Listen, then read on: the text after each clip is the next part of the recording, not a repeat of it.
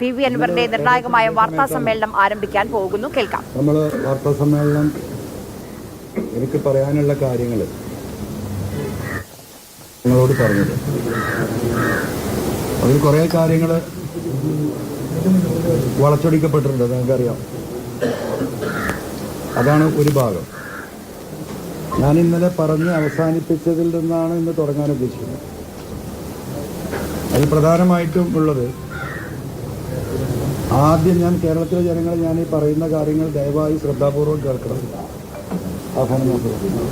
ശ്രദ്ധാപൂർവം കേൾക്കണം. നിങ്ങൾ കൃത്യമായി നിങ്ങളുടെ മനസ്സും കാതും നിങ്ങളുടെ ബ്രെയിനും ഓപ്പൺ ചെയ്തിട്ട് വേണം ഇത് പറയാൻ, കേൾക്കാൻ. കാരണം ഞാൻ പറഞ്ഞ കാര്യങ്ങൾ പലതും വളച്ചൊടിക്കപ്പെടുകയാണ്.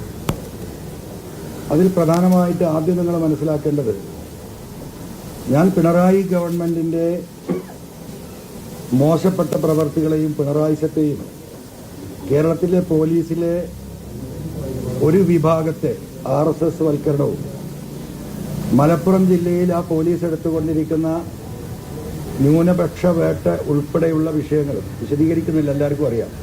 മാമി കേസായാലും മറ്റുള്ള കേസുകളായാലും ഈ വിഷയത്തിൽ മുഖ്യമന്ത്രിയുടെ ഓഫീസും ശശിയും അജിത് കുമാർ എടുക്കുന്ന നിലപാടുകൾ അത്യന്തം ഹീനമാണെന്നും മറ്റു താല്പര്യങ്ങൾക്ക് വഴങ്ങിക്കൊണ്ടാണ് ഈ ഗവൺമെന്റിന്റെയും CPM എന്ന് പറയുന്ന പാർട്ടിയുടെയും അടിസ്ഥാനപരമായ തത്വങ്ങൾക്കെതിരായിട്ട് പ്രവർത്തിക്കുകയാണെന്നും കേരളത്തിലെ പാവപ്പെട്ട സഖാക്കൾക്ക്, പാർട്ടിയുടെ LC സെക്രട്ടറിക്ക്, ഏരിയ സെക്രട്ടറി തുടങ്ങി മുഴുവൻ ആളുകൾക്കും പോലീസ് സ്റ്റേഷനിൽ മുണ്ടിട്ട് കയറേണ്ട അവസ്ഥയാണെന്നും കേരളത്തിലെ സർക്കാർ ഓഫീസുകൾ ഇവിടുത്തെ ഉദ്യോഗസ്ഥ ഭരണമാണെന്നും സഖാക്കൾക്കും ജനങ്ങൾക്കും നീതി ലഭിക്കുന്നില്ല എന്നും ഇതിന്റെ പിന്നിൽ കേരളത്തിലെ ഒരു വിഭാഗം IPS, IAS, IFS, IRS ഉദ്യോഗസ്ഥരാണെന്നും ഇവരെ നിലക്ക് നിർത്തി തൊഴിലാളി പാർട്ടിയായി ജനങ്ങൾ അധികാരത്തിലെത്തിയ ഈ സർക്കാർ തിരുത്തണമെന്നും ആവശ്യപ്പെട്ടുകൊണ്ടാണ്.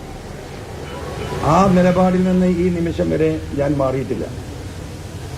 ആ നിലപാടിൽ പ്രതിഷേധിച്ചുകൊണ്ടാണ് ഇവിടെ വന നിയമ ഭേദഗതി ബില്ല്, നിങ്ങൾ കേൾക്കണം, എനിക്ക് പറയാനുള്ളത് കേരളത്തിലെ ജനങ്ങളോടും എൻ്റെ നിലമ്പൂരിലെ മലയോര ജനങ്ങളോടുമാണ്.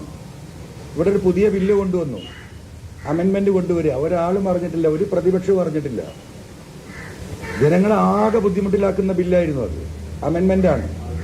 സാധാരണ അത്തരത്തിലുള്ള ഒരു അമെൻമെന്റ് കൊണ്ടുവരുമ്പോൾ അത് പത്രത്തിൽ പരസ്യം ചെയ്യണം, വില്ലേജ് ഓഫീസുകളിലും പഞ്ചായത്ത് ഓഫീസിലും ഫോറസ്റ്റ് ഓഫീസിലും ആളുകളുടെ അഭിപ്രായം തേടാനുള്ള സംവിധാനം ഉണ്ടാക്കണം. ഇത്തരം കാര്യങ്ങൾ ഫോളോ ചെയ്ത് പൊതുജനത്തിന്റെ അഭിപ്രായം അറിഞ്ഞിട്ടാണ് അത്തരത്തിലുള്ള ഒരു അമെൻമെന്റ് കൊണ്ടുവരിക. പക്ഷേ ഇരുട്ടിന്റെ മറവിൽ ഗസറ്റിലെ ഒരു 4 വരിയിൽ ഒതുക്കി ഒരാൾക്ക് പോലും ഭൂതക്കണ്ണാടി വെച്ച് നോക്കാൻ കഴിയാത്ത വിധം ഗസറ്റിൽ മാത്രം പബ്ലിഷ് ചെയ്തുകൊണ്ട് നിയമസഭാ സമ്മേളനത്തിൽ ഉച്ചയ്ക്ക് നിങ്ങൾക്കറിയാം MLA മാർ ഭക്ഷണം കഴിക്കാൻ ഞങ്ങളൊക്കെ പോകും. അപ്പൊ ചിലപ്പോൾ അവിടെ ഇത്രയും 90 ചില്ലാനം MLA മാർ ഈ ഭാഗത്തുണ്ട്, അപ്പുറത്ത് 40 ആളാണുള്ളത്. ആ ബില്ലിൽ ഈ പറയുന്ന ആളുകളിൽ 50% പോലും ഉച്ചഭക്ഷണ സമയത്ത് ഉണ്ടാവാറില്ല.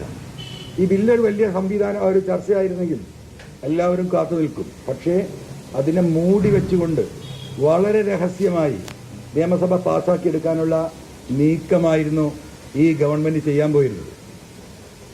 ഞാൻ ഈ വിഷയത്തിൽ ഇടപെട്ടുകൊണ്ടിരിക്കുന്ന ഒരു വ്യക്തി എന്ന നിലക്ക് ഈ ഗസറ്റ് പബ്ലിഷ് ചെയ്യുന്ന പ്രസിന്റെ അകത്ത് ഒരു നല്ല മനുഷ്യൻ, ഒരു മലയോര കർഷകനുണ്ടായതുകൊണ്ട് അദ്ദേഹമാണ് എന്നെ വിളിച്ച് പറയുന്നത്, ഇങ്ങനെ ഒരു ബില്ല് വരാൻ പോകുന്നുണ്ട്, ഒരാളും അത് അറിഞ്ഞിട്ടില്ല, ഈ രീതിയിലാണ് അത് വരാൻ പോകുന്നത്.